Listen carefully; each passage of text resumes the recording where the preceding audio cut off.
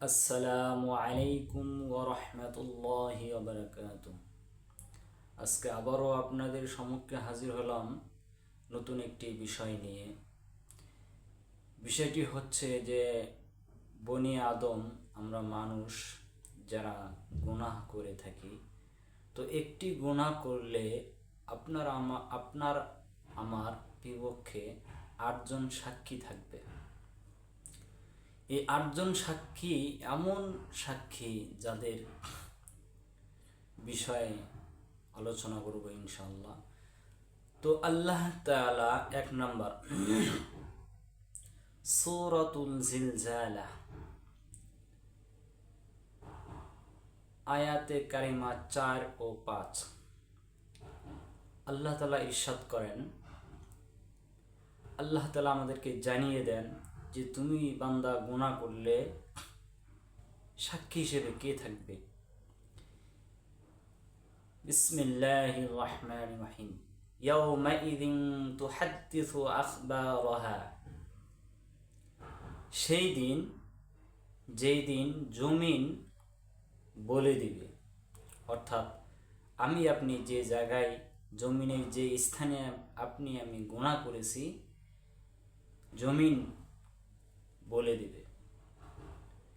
বিআন্না রাব্বাকা আওহালাহা, এটা বলে দিবে, জমিন যে বলবে, এটা তার রব মহান রব্বুল আলামিনের হুকুমেই তিনি বলবে, সে বলবে। তাহলে আমরা 1 নম্বর সাক্ষী পেলাম জমিন। এরপর যখন জমিন আমার গুনার সাক্ষী হিসেবে থাকবে বা সাক্ষী দিবে, আপনি অস্বীকার করব মুখে। তো আল্লাহ তাআলা এটাও জানিয়ে দিয়েছেন সূরাতুল ইয়াসিন, আল ইয়াউমা নাখতিমু আলা আফওয়াহিহিম ওয়া তুকাল্লিমুনা আইদিহিম ওয়া তাশহাদু আরজুলুহুম বিমা কানু ইয়াকসিবুন।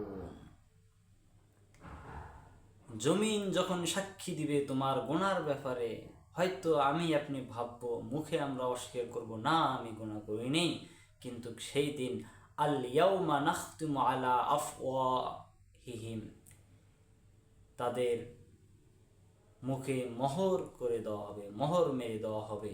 সুতরাং আপনি অস্বীকার করতে পারবো না, এই মুখে আল্লাহ তাআলা মোহর মেরে দিবেন। তাহলে বলবে কে? ওয়া তুকাল্লিমুনা আইদিহিম, তাদের হাতগুলো আমার সাথে কথা বলবে, অর্থাৎ তাদের হাতগুলো সাক্ষী দিবে। হাত দিয়ে কি কার জিনিস চুরি করেছো, বেগানা নারীকে স্পর্শ করেছো কিনা, হাত দিয়ে তুমি জুয়া খেলছো কিনা, হাত দিয়ে তুমি হালাল পথে টাকা উপার্জন করছো কিনা, হাত দিয়ে যত প্রকার গুনাহ সংগঠিত হয় প্রত্যেকটা গুনাহ এই হাত বলে দিবে। ওয়া তাশহাদু আরজুলুহুম, আর এই পা দিয়ে হেঁটে হেঁটে আমি যে গুনাহগুলো করেছি, এই পা সাক্ষী দিবে যে হেঁটে হেঁটে সে হলে গেছে, হেঁটে হেঁটে সে জিনা করেছে, জিনা করার জন্য সে পতিতলায় চলে গেছে ইত্যাদি। বিমা কানু ইয়াকসিবুন, এই হাত পা দিয়ে আমরা যেই গুনাহগুলো করেছি, এই হাত আর পা সব বলে দিবে আমাদের। তাহলে 1 নম্বর জমিন সাক্ষী দিবে, 2 নম্বর সাক্ষী দিবে আমার হাত, 3 নম্বর সাক্ষী দিবে আমার পা। তাহলে 3টি। এরপর সূরা হামিম সিজদা, এই আয়াতের মধ্যেও আল্লাহ তাআলা জানিয়ে দেন, হাত্তা ইযা মা জাউহা শাহিদা আলাইহিম সামউহুম ওয়া আবসারুহুম ওয়া জুলুদুহুম বিমা কানু ইয়ামালুন।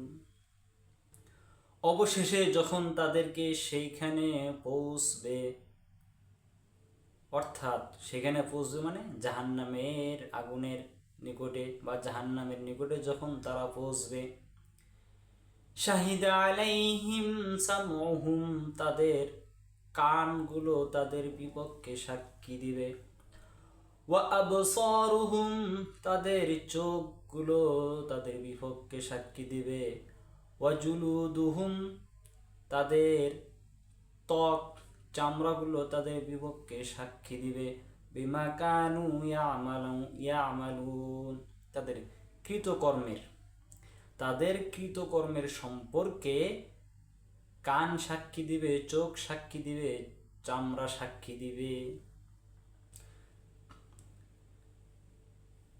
এরপর যখন সাক্ষী দিবে, জাহান্নামবাসীরা বলবে, ওয়াকালু লিজুলুদিহিম, জাহান্নামবাসীরা বলবে তাদের চামড়াকে বলবে, লিমা শাহিদতুম আলাইনা, কেন তোমরা আমাদের বিপক্ষে সাক্ষী দিচ্ছ?